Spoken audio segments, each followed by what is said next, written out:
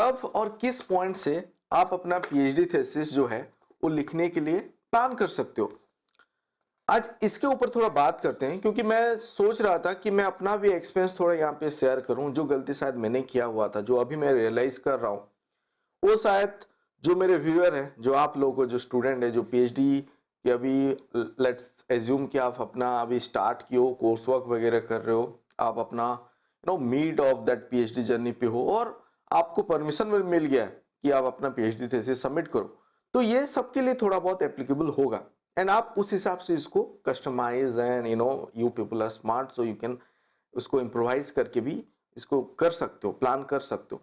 तो बेसिकली जो time management है एंड एक स्ट्रक्चर अप्रोच होता है, उसके बारे में आज बात करेंगे।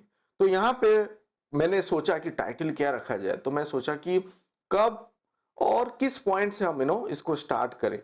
तो फर्स्ट थिंग, हम हमारे नॉलेज पे ये है, एक टाइम फ्रेम है। आई गेस आप लोग जब पीएचडी जर्नी स्टार्ट कर रहे हो, कहीं ना कहीं गैंट चार्ट और टाइम फ्रेम आप अपना बनाते हो। पीएचडी प्रोग्रेस पे जब प्रेजेंट करने के लिए जाते हो, तो आई एम श्योर कि आप अपना बनाते होगे। Structure might be different. तो ये मेरा स्ट्रक्चर था, हमारा यूनिवर्सिटी का स्ट्रक्चर था। एंड हम वहाँ पे क्या करते थे, जो जो एक्टिविटी है इस साइड पे हम रख रहे हैं, एंड टाइम फ्रेम यहाँ पे 6 महीना के हिसाब से रख रहे हैं फॉर 3 ईयर। ये एक्सटेंड भी हो सकता है 4 साल, 5 साल, 6 साल, अगर आपका टाइमली कंप्लीशन नहीं हो रहा है। लकीली आई मेड इट, जो हमारा टाइम फ्रेम था उस हिसाब से मैंने कंप्लीट कर लिया था। जो भी मेरा पब्लिकेशन रिक्वायरमेंट था, जो मेरा काम था, उस टाइमली मैंने मैनेज किया था। तो that's why I thought of sharing this with you.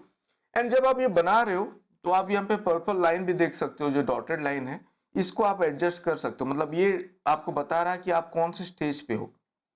And आप देखो यहाँ पे जो भी है ऑब्जेक्टिव वगैरह आपका जो है, कोर्स वर्क का है, लिटरेचर रिव्यू का है। एक तो है ये जो रेड आप देख रहे हो, दैट मीन्स ये आप डिफाइन किए हो।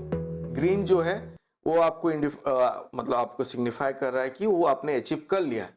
यहाँ पे आप देखो एक्चुअल वर्क डन और प्रेजेंट पोजीशन ये हो गया, उस हिसाब से है।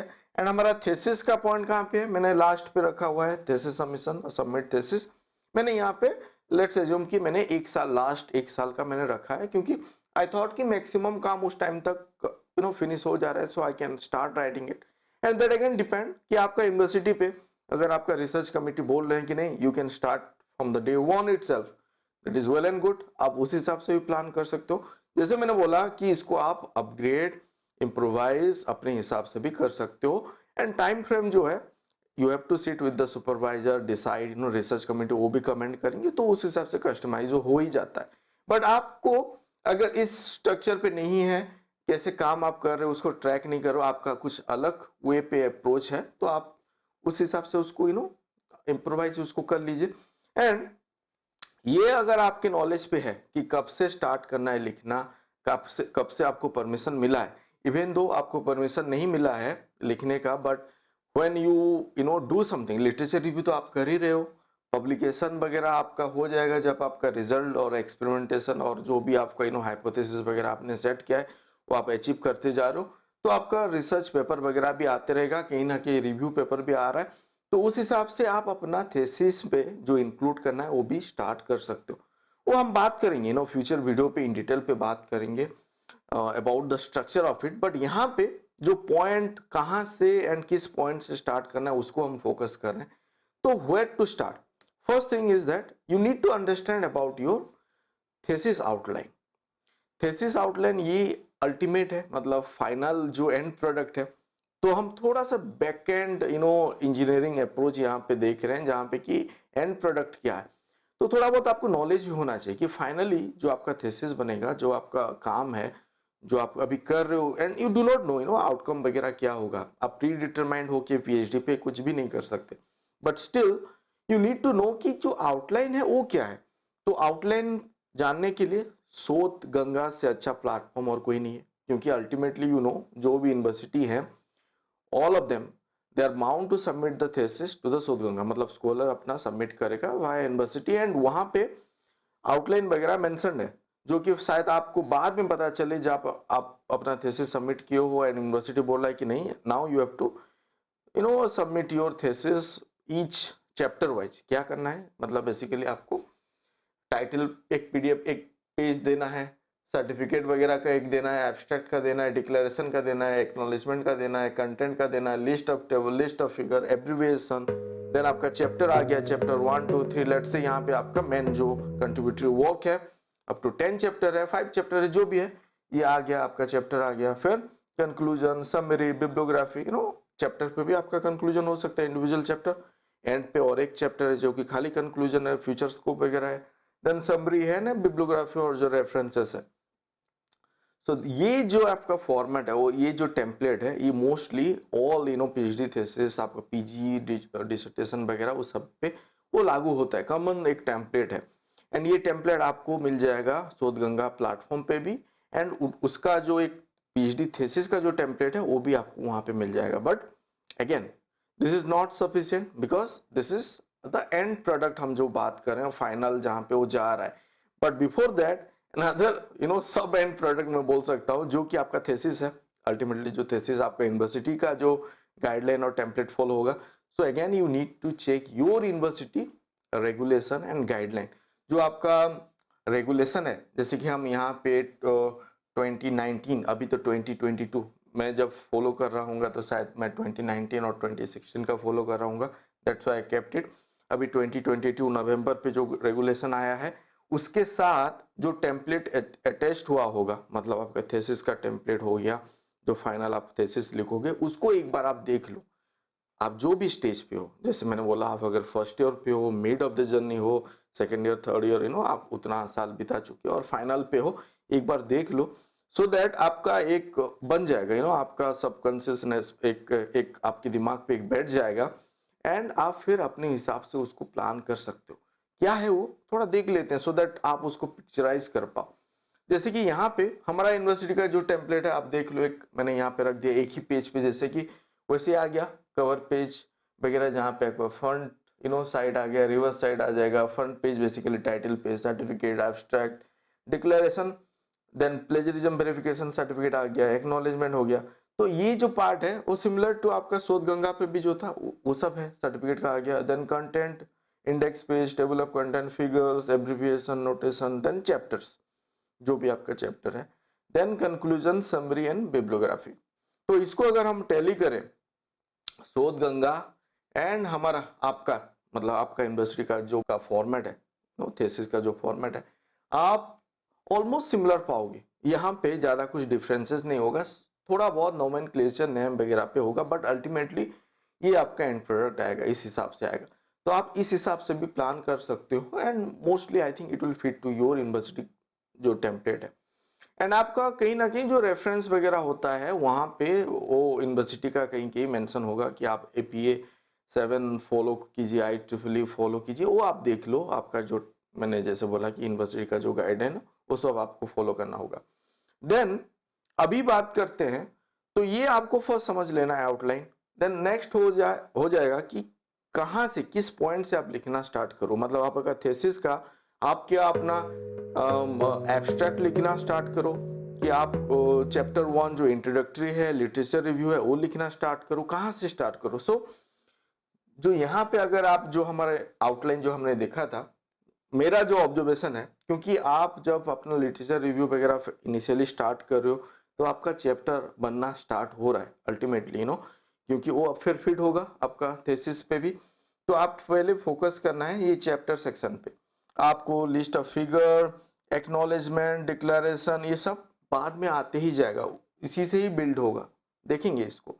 तो आपको आपका जो ऑब्जेक्टिव आपने सेट किया होगा PhD थीसिस पे, और जब आप अपना प्रोपोजल सबमिट किए होगी, आप ऑब्जेक्टिव वगैरह वहाँ पे और जो गोल है जिसको अचीव करना है वो आपने सेट किया होगा। वो ऑब्जेक्टिव अगर मीट होते जा रहा है, देन यू जस्ट सी कि आपका वो जो चैप्टर है, आप 5 चैप्टर होगा, 6 चैप्टर होगा, जितना ऑब्जेक्टिव के बेसिस पे आप चैप्टर बना रहे हो, तो कौन सा कहाँ पे फिट हो रहा है, उस हिसाब से आप उसको रीअरेंज कीजिए। And that's what rearrange your published paper also. आपका जो पब्लिश्ड पेपर है, लेट्स से आपने रिव्यू पेपर पब्लिश किया है, बुक चैप्टर किया है, रिसर्च आर्टिकल वगैरह पब्लिश किया है, तो ऑब्जेक्टिव के हिसाब से और चैप्टर को आपको रीअरेंज करना है। And but you have to look into the self plagiarism part, आपका यूनिवर्सिटी अगर अलाउ कर रहा है, वो जो पब्लिश्ड वर्क है आपका खुद का थीसिस पे आप रख सकते हो, then I think there is no problem, you can obtain NOC from the journal side as well. मैंने इसके ऊपर एक डिटेल वीडियो बनाया हुआ है सेल्फ प्लेजरिज्म के ऊपर, कैसे इसको अवॉइड किया जाए, वो आप देख सकते हो। आप जस्ट सर्च कीजिए प्लेलिस्ट पे, और हमारा जो सर्च प्लेटफॉर्म है चैनल का, वहाँ पे आपको मिल जाएगा सेल्फ प्लेजरिज्म के ऊपर, तो आप समझ जाओगे पीएचडी थीसिस के लिए पर्टिकुलरली मैंने वो वीडियो बनाया था। तो यहाँ पे आपका देखिए हम चैप्टर को फोकस कर रहे हैं, अगेन आप रीअरेंज कर सकते हो जो आपका पब्लिश्ड पेपर है, जो मीट कर रहा है आपका ऑब्जेक्टिव को, चैप्टर वाइज कौन से के लिए क्या है। Mostly it is not possible कि ईच ऑब्जेक्टिव के लिए एक एक आपका पेपर हो, बट जो जहाँ पे मीट कर रहा है देन आप उस हिसाब से उसको रीअरेंज कर सकते हो sequentially. Then order of preparation of the PhD thesis, as I said आपको स्टार्ट करना है, begin with the chapters, chapter से ही स्टार्ट कीजिए। क्यों? आप देखो चैप्टर से जब आप स्टार्ट करोगे, आपका जो काम होगा, फिगर वगैरह, बाकी यहाँ पे लिस्ट ऑफ फिगर है, डिक्लेरेशन है, जो भी है वो अल्टीमेटली उधर से ही जनरेट होते रहेगा। तो ऑर्डर क्या होगा, अगर हम order of preparation of individual chapter बात करें आपका, तो फिर हो गया लिटरेचर रिव्यू, इंट्रोडक्टरी पार्ट, वो सब होगा। फिर जो आपका मेन कंट्रीब्यूटरी चैप्टर वगैरह है, वहाँ पे क्या होना चाहिए, आपका फिगर एंड टेबल, जो आपका रिजल्ट से जनरेट हुआ है, जो मेथड आ गया, रिजल्ट आ गया, डिस्कशन आ जाएगा, conclusion. Then you think about introduction, abstract, title and reference. This thing I have discussed in the research paper writing पे भी, मतलब एक पेपर आप लिख रहे हो तो आपका ऑर्डर क्या होना चाहिए, वहाँ पे भी मैंने बात किया था। क्योंकि जब आप कुछ एक काम कर रहे हो वो हालांकि एक पेपर के लिए आपका ऑब्जेक्टिव है, एक छोटा सा प्रोजेक्ट के ऊपर आप कर रहे हो कि आप अपना पीएचडी थीसिस, जो आपका गोल है, जो रिसर्च आप कर रहे हो, जहाँ पे भी कर रहे हो, आपका जब रिजल्ट वगैरह जनरेट हो रहा है तो फिगर टेबल आप अपना जहाँ से जनरेट कर रहे हो वो आप अरेंज कर लो। मेथड आप पहले डिज़ाइन, क्योंकि अब मेथोडिकल अप्रोच आप करो, मेथड आपका रेडी होना है, देन डिस्कशन, वो सब आप रेडी कर लो, and then you go to your introduction, abstract, title. क्योंकि आपको जब पता हो गया है टोटल चीज़, तो आप उसको नैरो डाउन करके title and abstract and other thing you can आप प्लान कर सकते हैं। रेफरेंसेस साइड बाय साइड, वो लास्ट में यहाँ पे रखा है, बट साइड बाय साइड जो भी रेफरेंसेस है जिसको आपको एक्नॉलेज करना है, वो आप बनाते रहिए, उसको ऐड करते रहिए। तो फाइनली हम क्या कर रहे हैं कि इसको समझते हैं। लेट्स से कि ये आपका फाइनल टेम्पलेट है जिसको आपको मीट करना है, और आपका जो थीसिस है, जितना भी यहाँ पे चैप्टर्स है, और जो भी आपका यहाँ पे जितना आप हेडिंग और कवरेज वगैरह देख रहे हो, उसको आपको कवर करना है, टीओसी है। तो आप देखो यहाँ पे भी मैं वही बोल रहा हूँ कि चैप्टर से आपको स्टार्ट करना है। ये आपका फर्स्ट हो गया चैप्टर 1 से लेके आपका जो भी चैप्टर है, तो वो चैप्टर किस हिसाब से उसको आपको लिखना है, ये हो गया जो हम बात कर रहे थे, figure, method, result, discussion, conclusion, introduction, then abstract, title and the references, जो भी जहाँ पे है उसको अरेंज कीजिए। चैप्टर बन गया, तो चैप्टर से आपका जो फिगर, टेबल, मेथड है, वो फिर आपका कहीं ना कहीं मीट होते जाएगा। आपका जो फाइनल थीसिस का जो एक एब्स्ट्रैक्ट बनेगा, वहाँ पे चला जाएगा कुछ पार्ट आपका आ गया, कंटेंट, इंडेक्स, पेजेस वगैरह जो बनना है वहाँ पे आ जाएगा, आपका फिगर वगैरह जो है, टेबल ऑफ फिगर आ जाएगा, कंक्लूजन पे कुछ चला जाएगा, समरी के चला जाएगा, इंडिविजुअल रेफरेंसेस जो है ईच चैप्टर का, वो आपका फाइनली आप रख रहे हो बिब्लियोग्राफी पे, वहाँ पे चला जाएगा। ईच चैप्टर पे वो टेम्पलेट एक बार आपको देखना है, ईच चैप्टर पे आपको रेफरेंस रखना है, और फाइनली एक रेफरेंस रखना है। तो जहाँ जो चैप्टर का जो रेफरेंस है आप उसको सजा के रखिए, बाद में अगर एक ही साथ रखना है तो बाद में नीचे आप डाल सकते हो। तो आप मेंडले, जोटेरो, आपको अगर उसके बारे में जानना है, रेफरेंस मैनेजमेंट कैसे किया जाए, उसके ऊपर भी वीडियो है हमारे चैनल पे, डू एक्सप्लोर इट, तो उस हिसाब से आपको अरेंज करना है।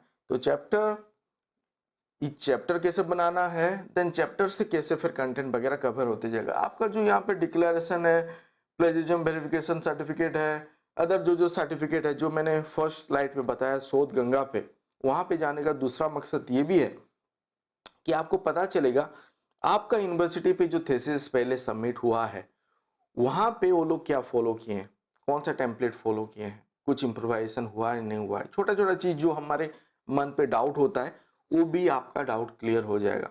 तो वहाँ पे जो डिक्लेरेशन है, जो सर्टिफिकेट वगैरह है, जो फॉर्मेट है, हालांकि आपका जो टेम्पलेट यूनिवर्सिटी पे होगा वही फॉलो हुआ होगा, बट एक बार आप वेरीफाई कर लीजिए जो रिसेंट वहाँ पे अवेलेबल है सौद गंगा पे।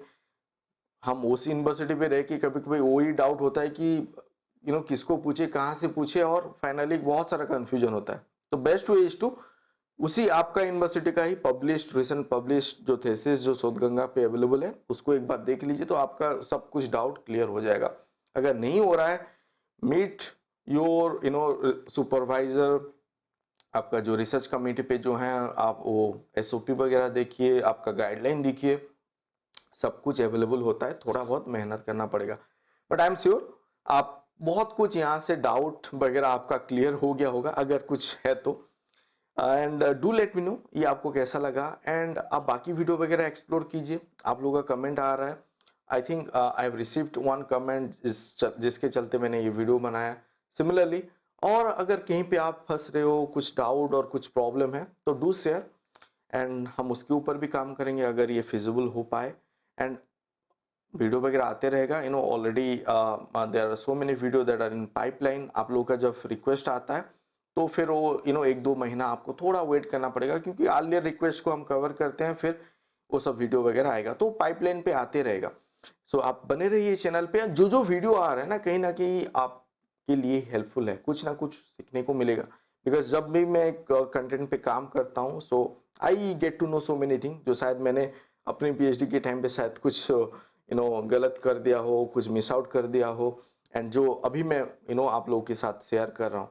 तो do explore all the video, मेरा यही रिक्वेस्ट आपसे, एंड बने रहिए, डू सब्सक्राइब, बने रहिए चैनल पे। Thank you for watching this video, do comment, bye.